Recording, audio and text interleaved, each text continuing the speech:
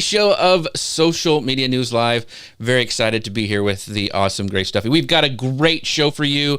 As always, this show is sponsored by our friends over on Agorapulse, and I would love for you guys, we're going live on their channels, but they have such a great way to listen, even when we're doing our our show, going back and trying to answer some comments afterwards. They are a great platform for this. Amazing tool, amazing people. So make sure you guys go to socialmedianewslive.com/Agorapulse and check them out. Grace, how are you doing today? I mean, I'm so excited to be here. We got a great guest. Oh, we have a tremendous guest. We're so excited. We had Jeff actually had to cut us off from talking backstage because we were right. something completely unrelated. But hey, if you have found value in this show, if you have found value in our amazing guests, the amazing insights, if you have found strength in Jeff's beard, please share the love. Tell everyone about it. Please tell a friend. Tell an enemy if you don't like our show. Tell an enemy. That's right. Just share the show. And we broadcast live for you every Friday to help you and your business thrive on social media. So if you have any questions for us, for our guests, particularly for our guests, please drop them below or on the side or wherever the questions are. Just drop them in and we will make sure that we answer them for you in real time. A big shout out to my friend Martin over on LinkedIn watching the show with us. Thank you, Martin, for tuning in. Always appreciate you and your comments. We're going to go ahead and get going, and I'm going to hit go on the podcast machine, and we will get started. Welcome to Social Media News Live. I'm Jeff C., and you're not. You're right, because I am Grace Duffy, and this is the show where we keep you up to date on what's happening in the world of social media.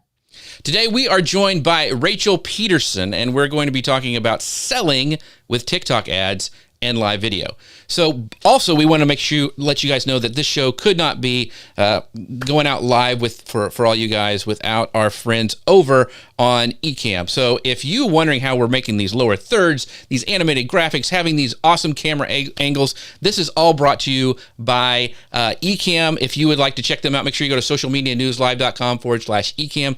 They're amazing. They allow you to do all this cool stuff, multiple cameras, go live. If you can dream up a live show, Ecamm can help make it happen. Absolutely. And if you're wondering how we are making this show go to Facebook, YouTube, LinkedIn, and Amazon Live, and are able to seamlessly distribute this as a podcast, the answer is Restream. Everything you need for successful and professional live video and podcast right in your browser. So Jeff, as you remember last week, I was totally hyping our new high-res audio. Well, this week, Restream rolled out separate audio tracks for the hosts and all of the participants on the show. So Restream Studio now supports split track recording. You can find out more about that at socialmedianewslive.com/Restream. Again, socialmedianewslive.com/Restream, and find out everything you need to go live and on Restream. Awesome. So let me go ahead and bring on our guest. I'm so excited to have Rachel here with us today. If you don't know who Rachel Peterson is, well, you really should. She is a social media strategist. She's a branding expert, speaker, and trainer. She is founder of the Social Media United, a leading online university for those aspiring to become successful social media managers and strategists. She is the definition of a self-made entrepreneur. She's overcome immense challenges. She is the queen of social media, an expert on all things social media, like seriously, literally every platform. But she's here to talk to us about TikTok. Rachel, welcome to the show. You guys, I'm so excited to be here. Thanks for having me. Yeah, so I want to start, Grace found this thing, and I want to start this off the show by sharing this little overlay. So Grace, talk to us a little bit about this, because you were the one who found this, and so I think it's really, really cool. Oh, it's Rachel's tweet from August 25th, 2019.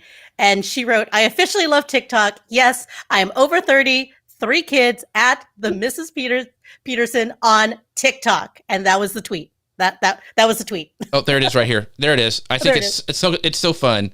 I love it. So that is pinned to the top. God. Yes. Very, very cool. So, Grace, let us talk about this first section, because we're going to be diving all about TikTok, how to sell on it. Rachel is that TikTok expert. So take us away with this first news item that you have for us. Well, I wanted to ask Rachel actually before we dive in. Oh, yeah. Like she was the first person we ever interviewed about TikTok because she was the first person I knew that was on it that was also an adult. And I saw this report that I shared with you. It's like 1 in 4 internet users are on TikTok. We're using TikTok this year, and adults spend almost 32 minutes on average with the platform. That was in 2020. I actually saw another stat that said it was actually 80 minutes. And last night, as I was preparing for this show, I actually got a digital wellness alert where they're like, you've been scrolling for a while. It's time for you to eat. It's time for you to get some water. You need to get off the internet. So I thought that was really funny. But Rachel, you were, as far as I'm concerned, the pioneer as far as marketing on TikTok. How have you seen the platform evolve over this past year, especially with it having experienced such explosive growth? Oh man. So I loved the stats that you shared. Last time I spoke with TikTok corporate directly, they said that the average time spent on the platform was 82 minutes per day. And that's on average, which is kind of crazy. Most of the time that's with sound up, or this is terrible, but people are literally putting headphones in and scrolling on TikTok while they're working in school. It's kind of crazy. So one of the biggest changes, and I'll tell you guys about the good, the bad, and the ugly. One of the biggest changes on TikTok over this past year, as many people know, is that TikTok, US at least, was acquired by the company Oracle. So there have been some changes to data protection, privacy, things that people were genuinely concerned about. And so the good news is TikTok has become a significantly more secure platform. Now, I, of course, threw caution to the wind and just jumped onto the platform and didn't worry about privacy or data or security or anything like that. However, it is a very safe platform. And that's one of the biggest changes that has been amazing to see. A change that's neither here nor there, I think it's good for marketers and business owners, is that we're starting to see a lot more advertisements showing up natively inside of the feed of TikTok. So that's happening across the board for everyone. And not only are we seeing more advertisements, but the advertisements are really well done. So you don't even realize it's an advertisement most of the time because it really fits into the culture of TikTok, which is really amazing to see. And one of the interesting changes, and I would argue that this is happening across all social media, is that as we all know, the past year was really challenging. And I'm starting to see people kind of have this like cabin fever, pent up aggression on social media as a whole.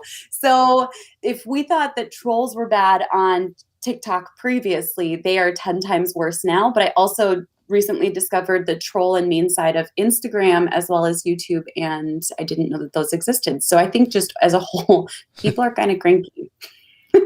Yes. We're not cranky here on the show. We're going to be really on our best behavior.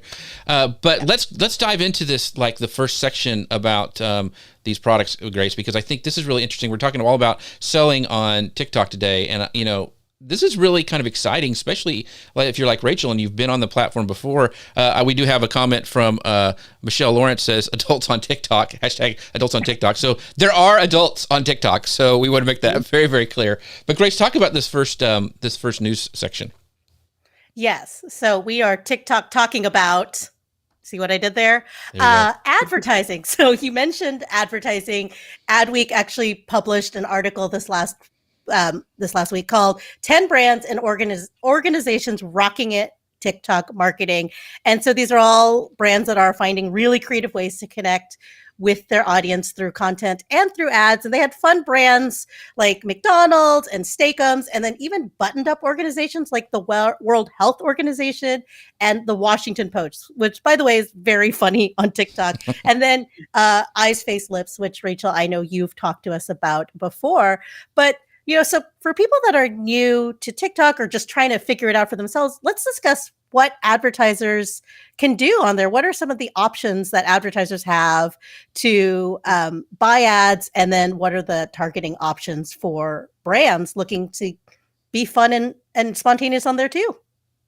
I love that so much. And one of the things I saw actually recently from TikTok is that they were explaining that when a brand isn't just focused on selling, but instead creates a focus around creative content that reaches people, inspires people, makes people take action, engage, actually watch. They are basically, their goal is that the experience of being sold to feels like an interactive piece of content. And so they said, we're not against people selling organically. We are not against small business, but you just have to fit into the culture of TikTok by creating creative ways of selling. And what's interesting is if I see business owners trying to create ads on TikTok without first learning the culture, that is where you see advertisements kind of crash and burn, if I'm being completely honest. The thing about TikTok is that the culture is really different. If you've ever been on IG Reels does not have its own culture. Its culture is a secondhand TikTok culture. And that's important to note. So while there is a lot going on Reels, it's all borrowed from TikTok. And that's kind of interesting. And it's, I think, neither bad nor good. It just is. So learning about what the culture is, how to serve people through the process of selling, how to tell stories. I recently have been rereading the book, Building a Story Brand by Donald Miller, and learning how to create educational content that doesn't make people feel like it's an advertisement is going to honestly reign supreme. One of the other things that's really different on TikTok is that it is not a place that does well with like the snake oil fuel commercials. Right. So while advertisements and infomercials at night may show like, wow, look at this. This is so, you're going to get destroyed on the platform if you show up in an infomercial way. The way that you want to show up is by first and foremost studying the culture. And this is one of my personal techniques. I like to test out my selling content for advertisements organically first. And the cool thing is, yes, TikTok puts a watermark onto your content once you've published it organically, but I use tools such as SaveTalk, TickSave to remove the watermark so you can re-upload it as an advertisement.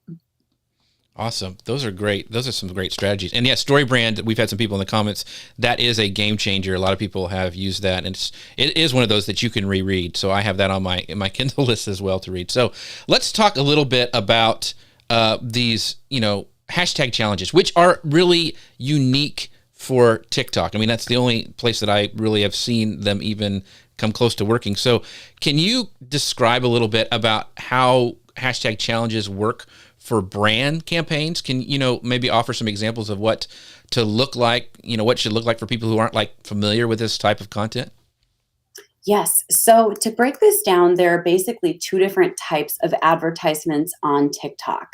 The first is called managed campaigns.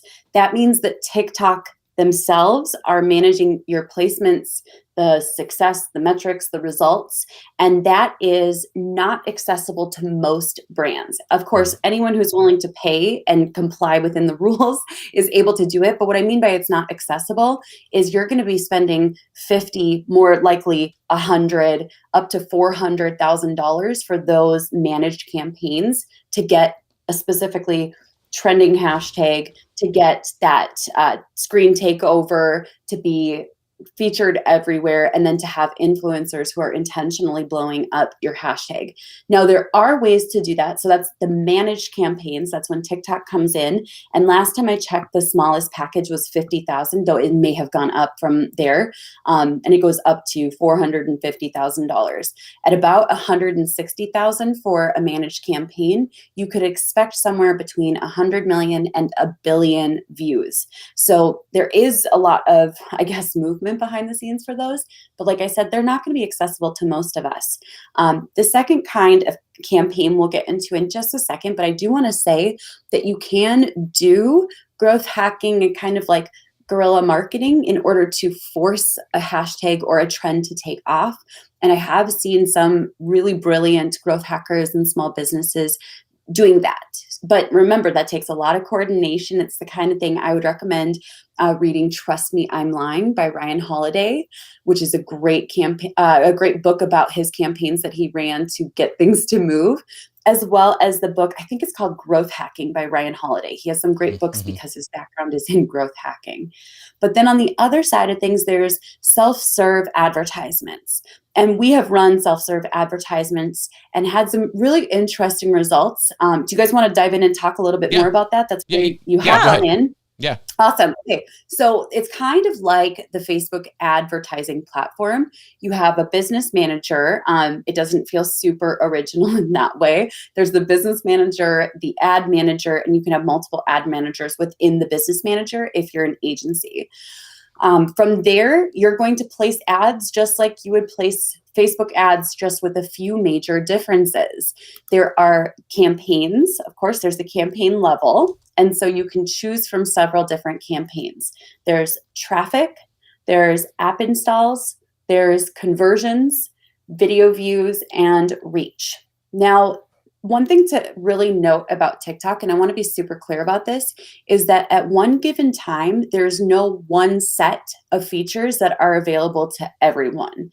They are constantly testing, rolling things out, sometimes with no rhyme or reason. It's not necessarily based on location or follower counts or anything that makes any sense. So the features that you have available could be more, and they could be less than what I have at this time. They are also testing some campaigns where it's basically where you're able to toggle your existing organic videos into an ad campaign and kind of boost those campaigns that way.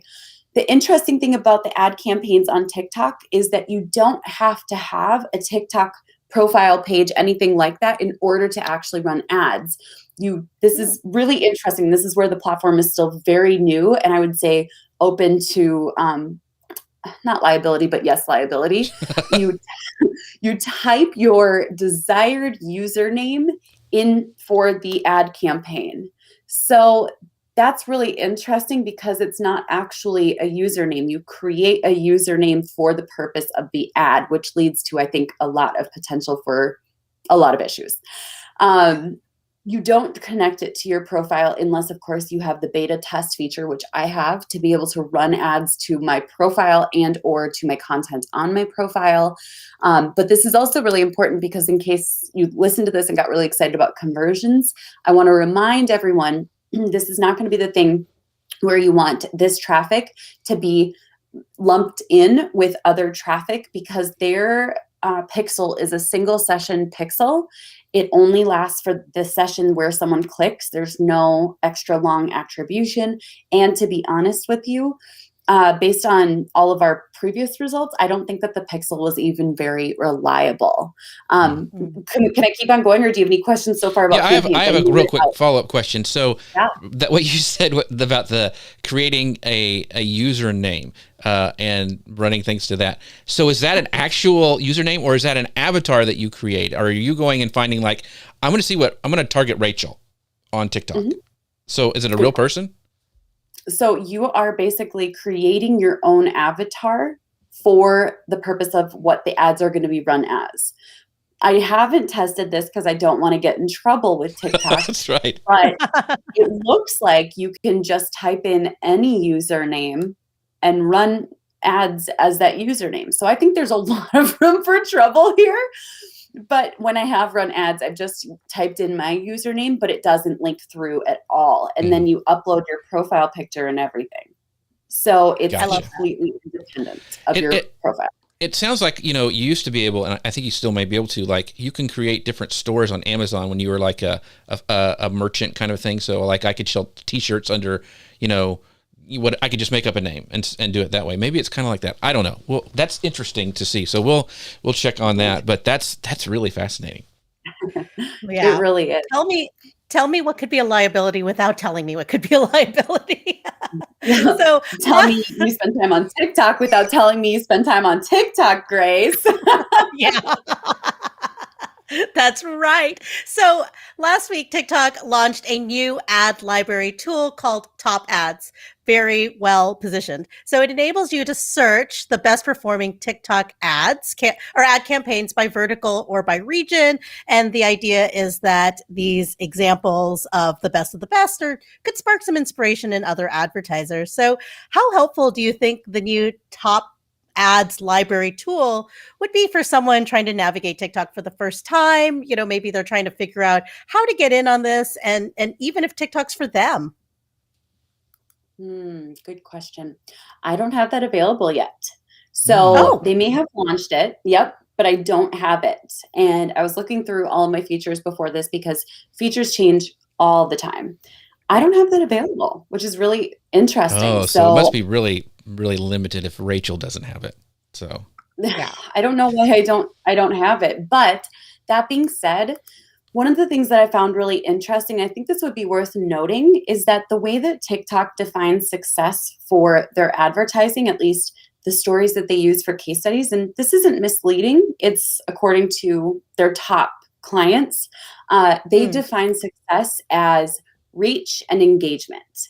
And that's really important to note, because if you're a smaller business and you're shooting to increase traffic, conversion, sales, revenue, and oh my goodness, profit, you may not be interested in how many people a campaign reaches. So for example, the ELF campaign, Eyes, Lips, Face, which was one of their like historic campaigns, it reached 2 billion people, or rather 2 billion views / impressions.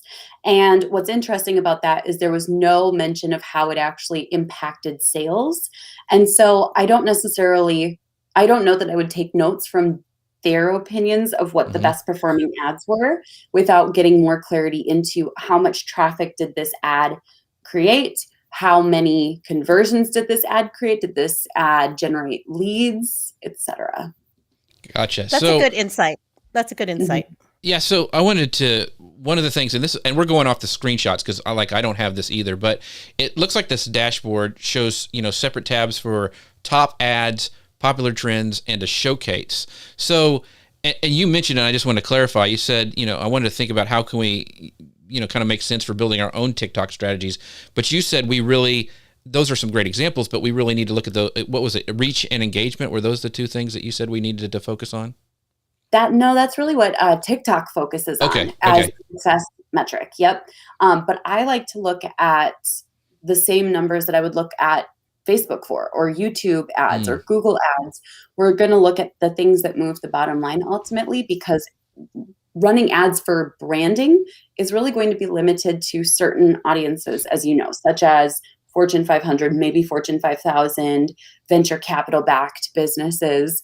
So I'm going to be looking at how much traffic did this create or produce or support with, how many leads were generated, how many conversions were created, and ultimately how much revenue and or profit was generated from this advertisement. Gotcha. Thanks for clarifying that. I think that was really important, so I wanted to circle back on that. So we do have a great question from Phil H over on YouTube, and he goes, do you see a place for middle-aged tech influencer that live streams on TikTok for monetizing? I love this question. One of my favorite games is kind of the path to monetization. And I truly believe that there's a path to monetization in absolutely everything.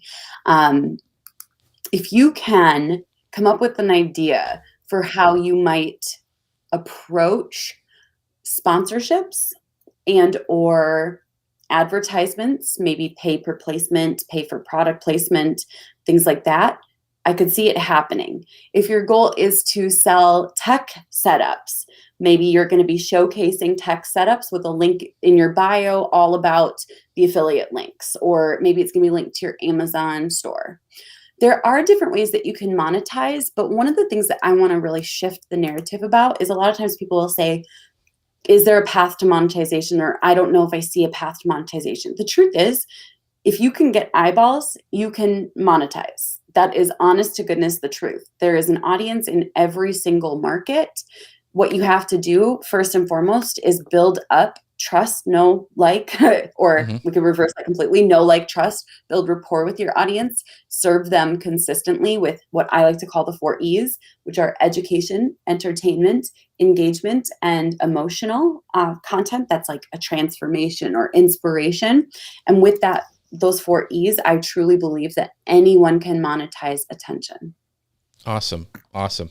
That was a great answer. Thanks, Phil, for asking that question. We appreciate it. So we're going to move on to our next segment, and this is all about, TikTok is now providing new business tips and resource guides. So we're looking kind of beyond the paid media now and talking about our general presence on TikTok, with content that hopefully, what Rachel was saying, engages and entertains. But earlier in March, TikTok launched a new platform offering a range of business tips and guides to help brands make the most of the platform. So this is really focused on brands. So you can find this at getstarted.tiktok.com. So the first page has it's really kind of cool. It kind of leads you like a choose your own adventure novel throughout. It says, what's your top business need? And then it gives you, you want to get discovered? Do you want to produce creative, Do you want to drive performance, or do you want to connect to the culture that's on TikTok? So Rachel, the guides outline kind of these various key elements, kind of in more detail, which I think could be really helpful in mapping out your approach as you're getting started on TikTok. So when you look at brands, and let's just kind of think about brands right now, what can brands do to help their organic TikTok campaign succeed? Where should they focus on their efforts? Because brands, a lot of times, I think, if we talk about entertainment's really important on TikTok, and they go and a lot of them fall flat because they're used to, like you said, those infomercials like Ronco, set it and forget it kind of a thing, and that's not what's really working on TikTok. So what should brands really do? First and foremost, I want to say that I love that TikTok is providing resources. That to me says, there's going to be some longevity here for business owners. They're wanting to bring business owners onto this platform. They're wanting to support us in creating content, in ultimately being seen, which I think is just really powerful. I have a different approach towards how I handle brands and businesses on social media. And the first thing, this is true on every single platform. Abraham Lincoln said, if I had to cut down a tree, I think it was Abraham Lincoln, if I had to cut down a tree and I had 6 hours, I would take 4 hours to sharpen my axe. And I would say the same thing is true for creating content. If I had 6 weeks to make content, generate profit, generate results, go viral, build a following, I would spend 4 weeks researching. And so many people think, and I'll be honest, I was totally a part of this group. They think, I create content all the time. I'm going to put content on TikTok. And they create the content. It falls flat. I experienced this very intensely just about 2 years ago. I thought I was a surefire viral sensation. And the market humbly reminded me that I had not done my research. And so one of the best things I think you can do is to find other brands, influencers, people who connect with the audiences you want to connect with. That could be your competition, and go and research the heck out of their content. Not all content, just their content that has gotten the most eyeballs, the most engagement, has maybe gone viral. And start taking notes. I will literally take pages and pages of notes of the patterns that I see intentionally, so that way I can increase my chances of then creating content that performs similarly. Awesome. So let's switch our focus to influencer marketing. And you kind of touched on this for just a minute before, and it is absolutely huge on TikTok. In fact, Forbes put together the study where they were comparing Instagram Reels and TikTok came out as the clear winner. They marked it the queen of influencer and celebrity culture. They said that Instagram, I think because there's the same culture that's on Instagram, it seems better suited for brand content, but TikTok was really great for influencers. So, we think brands need to think strategically as far as how they approach influencer marketing, particularly on TikTok. How do you think brands should be approaching influencer marketing on TikTok? So a lot of times people will shoot for working with the biggest influencers on TikTok, and then they're appalled when the price tags are 6 or 7 figures. One of the best things I think you can do is to connect with influencers who have several things in place. Number one, you have to be able to see their media kit and see what their results are. You can at times ask for an inside look at their stats. That's not going to guarantee that, of course, it's going to all work.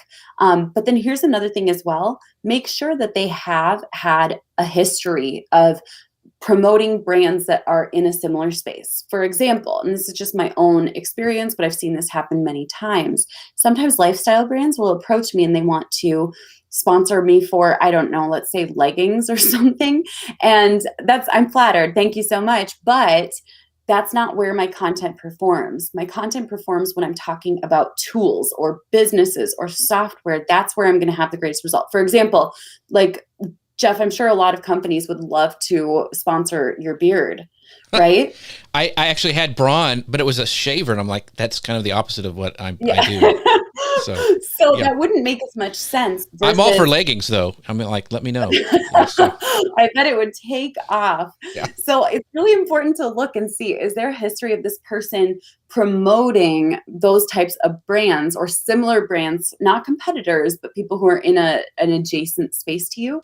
And one thing to keep in mind, just because someone has a bunch of viral videos, that doesn't mean that their sponsored content goes viral. So you want to look through their account and see, have they had success with promotions in the past? And you can even ask outright, what have your partnerships with brands looked like before? How have they worked out? Can you share a little bit about that?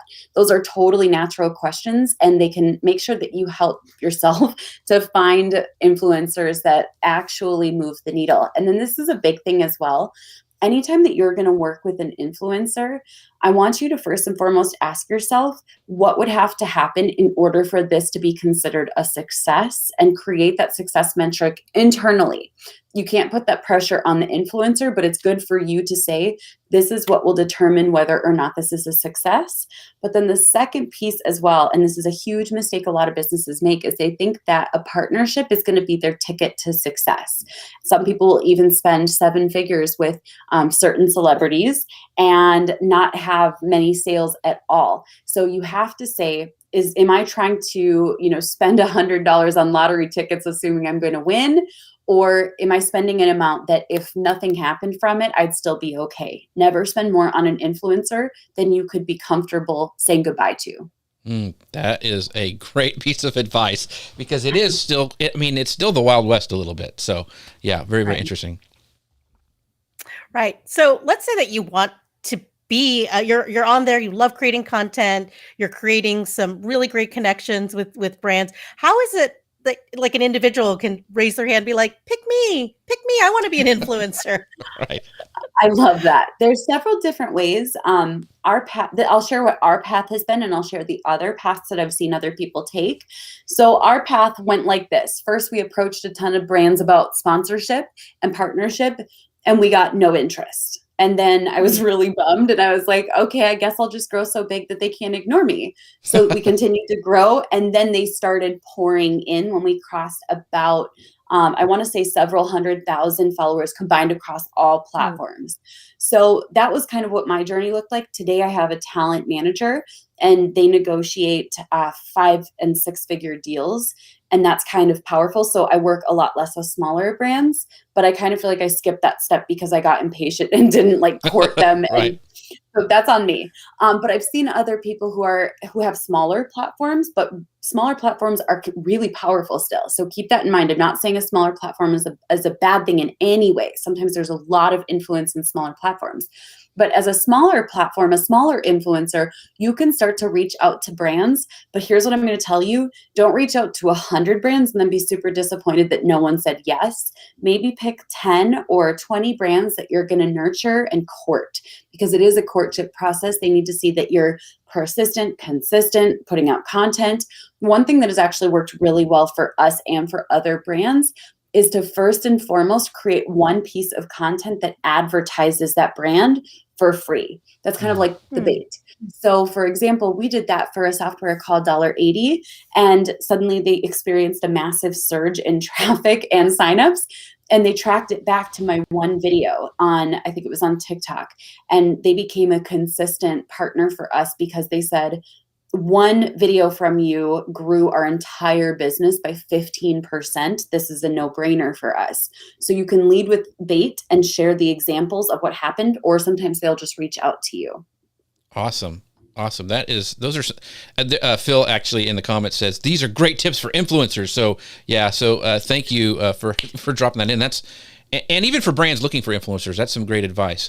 Talking about incredible brands, I cannot, this is a perfect segue into our friends over at Ecamm. If you're wondering how I'm bringing up these lower thirds, these calls to action, switching cameras and showcasing Rachel so well, I'm doing it with an incredible Mac-based software called Ecamm. It's amazing. The people over there are super helpful. So if you want to find out more about how I'm doing this live show, go to socialmedianewslive.com/Ecamm. And the other thing is how in the world we got people from YouTube, LinkedIn, all these different places coming to this live show, and I'm able to pull up comments, and I'm able to do that with another piece of great software from Restream, which Grace, of course, is super excited about. You can find out more about that at socialmedianewslive.com/Restream. That's what we use to go live everywhere, even Amazon Live, and we appreciate you guys watching us over there as well.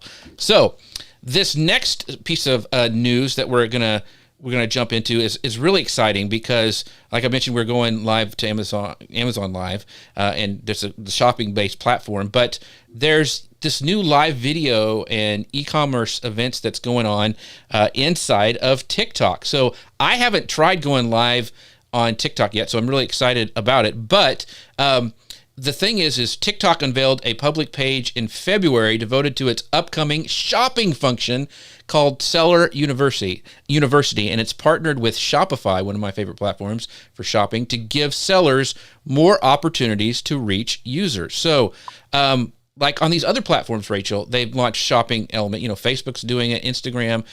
Access is really super exclusive. Is it the same way on TikTok? Who can sell, and is there anybody who can't? What are the hoops we have to jump through? I'd love to know. Really good question. Once again, I don't have access. And I'll be honest with you. Come on, TikTok. I know. They should give me first access so I can talk about all these amazing things. But I'll be honest, I haven't seen anyone have access yet. More often than not, at least this is what I've seen with TikTok's approach, they will say that there's a new feature and then they will test a tiny group of people. For example, they were testing 3-minute videos and there was a lot of hubbub about it. Like everyone was talking about it, but I think they chose like 100 people to do it. So there were tiny beta testing audiences. And so to this day, I haven't seen anyone have this feature. My guess is that they're probably going to reach out to their biggest creators for this, or their biggest, their clients, to be honest. Okay. So for example, if Home Shopping Network or QVC wants to have one of those lives going, I'm sure that they will open up those channels, but I haven't seen a single one of those yet since it's been promised. Gotcha. So there is a question that kind of on the same line, but I think it's Tadzer. I think that's how you pronounce the name. She goes, "Hi, Rachel. I have a Spanish TikTok account and I make videos about relationships advices. What would be a good product to promote to the Spanish market it is so hard to sell to?" That's an interesting question. I love this so much. So one of the biggest things, and you probably know this, I'm a part of the world of Spanish marketing in a different way, which is kind of interesting. I've learned a lot about what levers to pull when it comes to selling to a Spanish-speaking market. My husband is Spanish-speaking. I am very conversational, if not fluent in Spanish. And one of the biggest things is you have to say, what are the big pain points of the people that follow me? And a great way to do this is to look for the questions that they're asking and make sure that in no way are the sales pages, the sales messaging, the emails, in no way do they feel like a sales pitch, if that makes sense. They have to feel like they're congruent to the Spanish market. And so one thing with the Spanish market, for example, is they may want pasión, right? Like they want passion in their marriage. And so talking more about passion, less about counseling. Counseling is a very westernized concept. So instead of talking about relationship advice, which once again sounds very westernized, it sounds actually very Midwest, if I'm being honest. I'm very Midwest. I would start talking about how to spice up your love life and how to turn your man into the man of your dreams and how to be the best wife you can. Like lead with passion there. That's going to be a big difference. And honestly, serve them instead of trying to sell to them, and then just offer up the sales solution. Down the road, I would first and foremost get people onto your email list and nurture them through those emails that discuss exactly what they need. And that's going to be a big difference. The Spanish speaking market does not react to the same things that the US market reacts to. So that's a great question. Awesome. So I think that from what I got that too is you need to test and see, but I loved how even your voice changed when you started talking about that. You went into the passion and spice. Yeah. So very, very cool. Thank you for that question as well from our audience. So Grace, there's some other stuff too about live, which I, of course, am very excited about. I'm very excited about too, because I don't think I could not talk about live video here. So they also announced live streamed shopping, which, basically it's the mobile version of the home shopping network. Users can buy goods with just a few taps after seeing them showcased by TikTok stars. This is something that we saw TikTok do with Walmart over the holidays. They did it again with the beauty focused shopping event this month. And the way it was structured was that top influencers within that space were going through and shopping things or buying things or showcasing products, and then you could go right in and buy them within buy now within the TikTok app. Nordstrom's hosted a Burberry event. So let's talk about live video on TikTok first of all before we get into the shopping piece. Are there any limits on who can go live on TikTok? Because as I was looking at the app last night, I saw a lot of personalities and I saw a lot of publications. Not a lot of just like individuals that are just on there. I mean, like when I say personalities, I'm talking about like the top people are on there. So are there any limitations on who can go live on TikTok? Great question. So basically, as long as you have 1,000 followers on TikTok, generally speaking, that's the limitation. Some people have run into limitations with age. So I know that has changed, and there are some weird things with age. For example, if you look young, TikTok may prevent you from ever going live, which is really interesting. That's a whole nother can of worms for another day. But you need to have, generally speaking, 1,000 followers, and you also need to be at least 16, if not 18. That's interesting. I was thinking there'd be opposite. Like if you look too old, they're not going to let you on the platform. I'm like, get this guy off. He's got a crazy gray beard. So yeah, so that's interesting for that. So we do have a question from, let's see here. Let me pull this up from Anita, and she's over on LinkedIn. And she says, just experimenting with TikTok. I'm a tech strategist who helps female entrepreneurs to use Instagram, Facebook, and YouTube video marketing, just starting with short form video. Any suggestions for TikTok that doesn't include dancing? I know you get this question all the time. It's like, I don't dance. I can't get on TikTok. So what do you say to those people like Anita?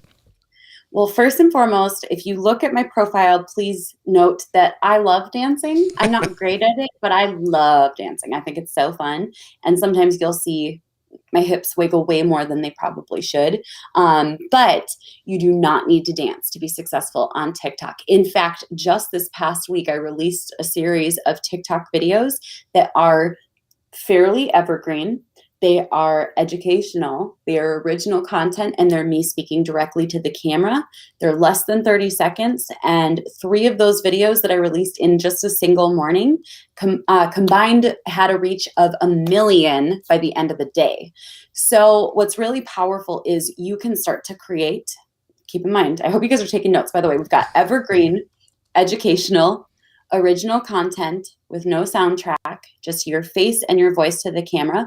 And then this is really, really important. TikTok, until you've built rapport, massive rapport with your audience, it is a place of snap judgments. It's people deciding very quickly if they want to stay. So when you create this content, first and foremost, write what would be the equivalent of a headline, something that is super snappy. For example, one of those videos that I did, I said, did you know that the NFL GOAT, Tom Brady, has one book that he rereads every single year? So that headline hooks people in and makes them excited to stay, and it makes them have that curiosity and that open loop. So start with your headline in mind, record it really fast, energetic, tight, and then go ahead and explain, share a little bit. But I do recommend that every couple of lines, you do a jump cut, meaning you end the recording and go over to here. So I'll personally hold my phone for most of my videos so that I can just take my thumb off and have those jump cuts built in every couple seconds, every couple lines, so that way we keep attention spans. But you can do it without dancing. It's actually easier without dancing. There is hope for me yet on TikTok. Thanks, Anita, for that great question, by the way, because I have that too, and Rachel's been trying to get me on it every time she gets on the show. So anyway, I have to try. That's good advice, Rachel, because as I'm watching and I'm consuming it a lot, I also get kind of impatient with the videos that have a slow start, and you're just kind of like, okay, I end up being more interested in the things that are like, hey, did you know? And then follow through. So I love that. I love that. So going back to selling, right? So we talked about live video. Let's talk about live video selling. So I mentioned Walmart and Burberry having these big selling events. Do you know if there's any small to medium businesses or entrepreneurs that are rocking TikTok live video selling? Or is this something that is just being tested with the bigger major brands right now? It is definitely being tested with the bigger major brands. I haven't seen any small sellers have it, but that doesn't mean that there aren't some people who have it. That being said, there have been some really interesting things when people have tried to use their live streams as the Home Shopping Network or as QVC, and people have brought products on the screen and allowed people to buy. And a lot of those people have had their accounts shut down, their live streams banned. They don't necessarily see the correlation, but every time that I see someone selling on a live without having that live selling feature and that capability, that permission, I notice that either their live stream capabilities get banned, or else their entire profile gets shut down. And so I'm not going to say it's correlation or causation, but I don't think that TikTok is rolling that out to people yet. Gotcha. That's good to know. There's a couple questions. Since I haven't played much with TikTok Live, is it just you broadcasting? Can you have guests on? And is it just through your phone? Those are the kind of the questions I have. Ooh, I love these questions. So it is through your phone. Of course, some people have used, I think you can actually use Ecamm Live. Don't hold me to that. Either Ecamm Live or Streams. I would say check those out. Or what was the one? Streams, right? Restream.io. Yeah. Restream. Yeah. Test both of those to see if either one of them will stream to a TikTok Live, because I have seen people sharing their screen. So when I asked about it, they said that they were using a third-party tool, which could or could not get you in trouble, but it's worth looking into because sometimes it can be fun to learn and test and try. Just don't do it on a big profile with a big following, just in case. Right. Always be careful with that third party unless they say this is approved by TikTok, and then TikTok explicitly says it's okay in their terms and conditions. Most of the time you're going to just stream from your device. The cool thing is, and this is a little thing that I use sometimes, you can be streaming live on one device on TikTok and be recording and publishing TikToks on the other device. And so you can be logged into both and do both of those at the same time. Or someone could be live on your live stream while you're uploading TikToks on your other phone, if you have a second phone or a second device, such as some people use an iPad for TikTok, and that works. But TikTok has been showing up in some people's feeds. They have had dual lives showing up. Now, it is unclear whether that is a TikTok feature or, once again, a third-party platform, but I have not seen it happen many times. So I would say there's a very good chance it'll show up. I think that TikTok will figure that out faster than Instagram did, if I'm being honest. We'll see how long it takes them. Well, this is from Ted. I think I'm saying your name wrong, Tedster, but she goes, I use Restream on TikTok Live, Facebook, and YouTube at the same time, and it works well. So that is very cool. So make sure, you guys, if you have some questions about this, make sure you go to socialmedianewslive.com/Restream and try it out, because you guys can test it out and see, but that's really cool. Thank you guys for letting us know in the comments that it works. So now I've got another thing to play with and mess with and try not to break. So we have the last thing I wanted to ask you about, Rachel, and I don't know, it's just kind of one of the things we saw in the wild, but they've launched a TikTok Q&A. It's a feature for creators to engage with viewers' questions, which I think is really, really cool. So earlier this month, the company released, they said they released TikTok Q&A to all users with creator accounts globally. So I'm really interested if you really got it. So with the new Q&A feature, creators can designate comments as their Q&A questions, respond to those questions with either text comments or video replies, add a Q&A profile link to their bios, all sorts of cool stuff. It's supposed to be available in TikTok Live as well, making it easier for creators to see those oncoming questions in the live stream chat from a separate panel. So this was a test earlier this year, but have you tried it out? Do you have it? I have. I do it's have cool. this one available. Awesome. Woo! So it does show up, and I'm going to say it is a really convenient way to have one container and location for all of the questions that you can turn into content. More often than not, when I answer questions with video replies, that's the content that goes viral pretty quickly, as long as I make sure that the headline of that video, the first 3 seconds, has a really good hook that makes people interested. And so yeah, it's like a free feature to help you create more valuable content. I don't see why people wouldn't use it. I have it both on my profile where people can ask questions, or on my live streams. It also has them there, so I can easily compile questions. It's awesome. I love it. So could you tell me how you add that to your bio? Because that was, as I was researching, that was like the number one question people had was, how do you add it to your bio? Where do you go? So can you walk us through how to add that there? I'm going to pull it up because I'm pretty sure it just showed up on my profile. I'm being honest. I don't recall changing anything. So I'm going to go through the settings as we're here, and I'm going to see if I can find it. I think I just woke up one day and it was there. Yep. Okay. So if you go into the little 3 dots in your upper right-hand corner of your TikTok, and you of course have to be a creator account, and then you're going to click on Creator Tools. After clicking on Creator Tools, you're going to see ultimately between 2 and 4 settings. It should be something like this: Analytics, TikTok Creator Marketplace, TikTok Creator Fund, and then Q&A. Inside of Q&A, you really only have one option, and it's either turn it on or turn it off. So as soon as Q&A is turned on, it shows up in your bio. That's very, awesome. very cool. So I know you said that you use it on your live videos. And as I watch some of the live videos, like the comments are just fire. Like I can't even read them, and so I can't even imagine going live and having to respond to comments. And these people that I was watching were really good about like answering these comments. So how have you been using this Q&A feature to help you navigate comments in your live? Is that something possible that you can do? Yeah. So one thing that's nice is people can submit questions to the Q&A on your lives. So if the comments are flying, which doesn't happen on mine, I'll be honest, like I don't think I'm that cool, and I'm definitely not a thirst trap. So when I go live, it's not like there's thousands of people hanging out. It's like 40 to 150 moms and business owners hanging out asking really nerdy questions about business. So most teens and kids aren't going to sit on my lives. So my comments don't fly. Like it doesn't go crazy. Yeah. But let's say, and I do this a lot, I will live stream while I'm recording a podcast or a YouTube video. So it's a behind the scenes look, and people may ask their questions there. So as soon as I finish recording, I can go to the Q&A box and answer all of the questions that are there. Yeah, so, no, that's good. So how do people find out about your live on TikTok? Do they have to be on the platform?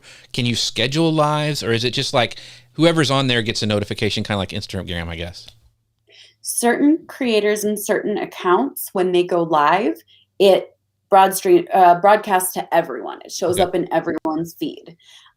Usually, and these are some generalizations, it's usually verified creators, it's usually famous creators, and it is often, it has to be one of these things or all 3 of these things. Does that make sense? Mm-hmm. It just depends. But if your live stream is very engaged, it's going to show up for more people. So the more that you are getting engagement, getting dollars, getting questions, getting comments, connecting with people, the more people join and stay and there's retention, the more TikTok is going to broadcast your live.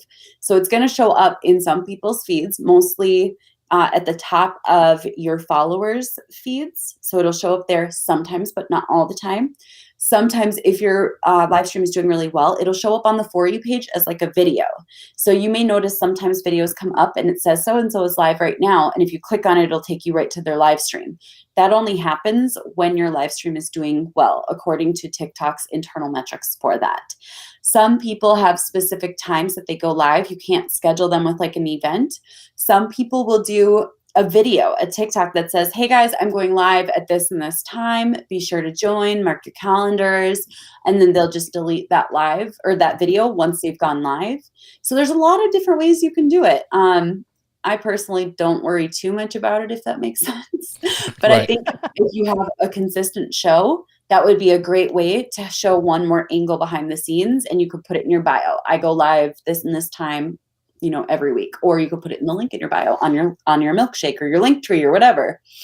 Awesome. Those are great advice. 'Cause like I said, I need to go play with it because I'm a big live video junkie. So I think that would be cool. I'd love to see how you do your behind the scenes too. So that sounds fun. So if people wanted to find out, like when you go live, is it in your bio? Do you put it in there? Like you just kind of go?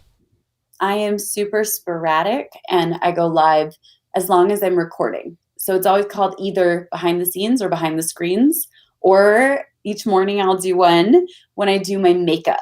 And it's called Good Morning Gorgeous. And I'm just doing my makeup and just talking and listening to copyright-free ambient music. It's so nerdy, but it's like really fun. And so that's where I get to nurture my audience, connect with people, because I don't necessarily have hours to go live throughout the day, if that makes sense.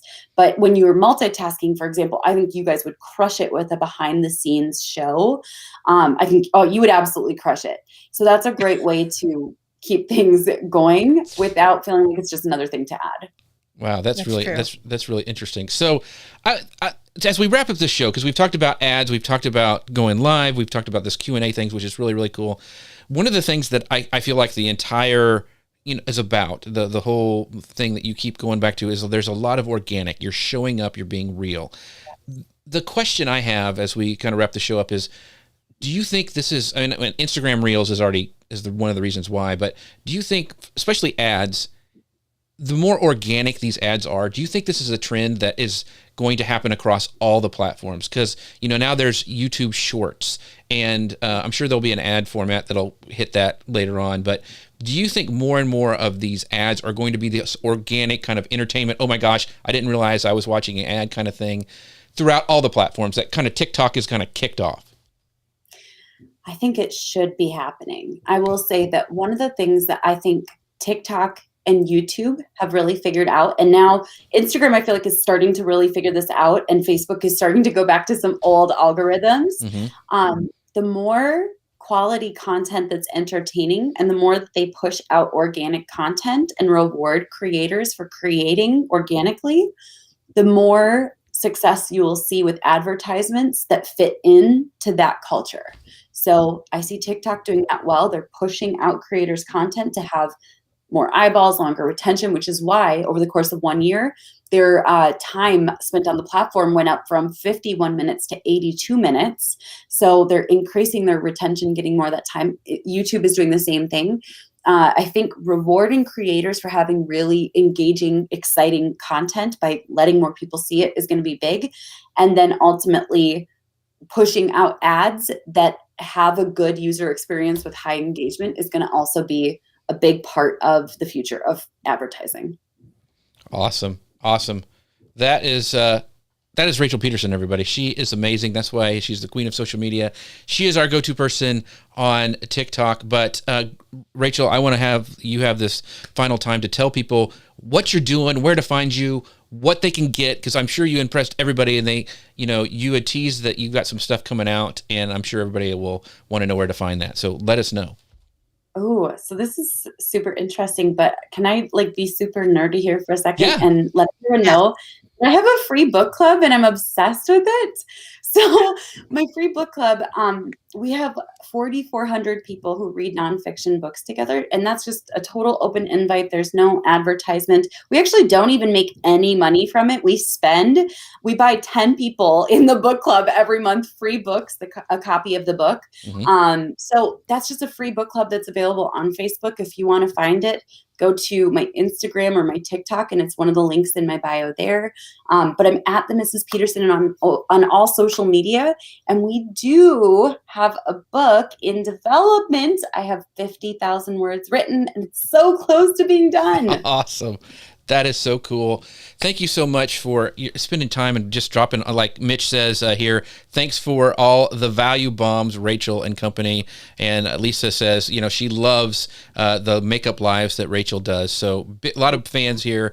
Thank you so much for being here today. I want to do a shout out to our sponsors one more time. That make sure you go, and people have already asked, even on Amazon Live, how are we doing all these animation stuff? We're using Ecamm, so go to socialmedianews.com/Ecamm, and we're going everywhere like to Amazon Live with an incredible service from Restream. So that's at socialmedianewslive.com/Restream. And Grace, where can we find out about you? Because you're awesome. We all want to follow the Grace Duffy. Well, funny is I actually work for Restream. I'm the virtual events manager. So you can find me at Restream. We have a YouTube channel, Facebook page, and on LinkedIn. I have been trying to up my LinkedIn game all the way. So you can connect with me there if you're interested. And I am on TikTok as an observer. I don't actually post on there because I too don't dance. And I don't dance. So maybe that's why I don't have any friends. No. But anyway. You have me, Grace. You have me. Yeah. So don't forget, everybody, to go check everybody out. Don't forget, we are also a podcast. You can find us at socialmedianewslive.com. You can sign up to all your favorite podcast players if you would like. We would love for you guys to leave a rating and review for us. And join us next week as we do another live show. It's Friday, April 2nd at 11 a.m. Eastern Time, 10 a.m. Pacific. You can find us on Facebook, LinkedIn, YouTube, and Amazon Live. Also, next week, we're having Ramon Ray talk about networking on Clubhouse. So you make sure you want to check that out because it's going to be a great show. Thank you so much, Rachel. Thank you so much to our audience. We'll see you next time, everybody. Bye now. Bye. Okay, we're off with the podcast. Thank you guys so much. Thank you for all the great comments we had today. Thank you, Tad, sir. I hope I'm saying that right. I don't know if I'm saying that right, but for letting us know about Restream that can go to the TikTok Live. Very, very cool. Rachel, you are awesome. Thank you so much. Hey, Rachel, what book are you guys reading in your book club right now? Yeah. Ooh, we're finishing up What I Know for Sure by Oprah Winfrey. And that book was, oh my gosh, we are all crying. And next month we are reading Jamie Kern Lima's book, Believe It. Very cool. Where can people go to? Is it on your website if they want to sign up? Did you say that? It's not yet. I should probably add that. But if you look up Rachel Peterson's monthly book club on Facebook, it pops up pretty fast. Okay. Even if you look up Rachel's book club, it pops up. Awesome. Well, thank you for sticking around for us, everybody. We are going to go and let Rachel do some more of those TikTok dances. And thank you so much, everybody. We'll see you next week. Bye. Bye, everyone.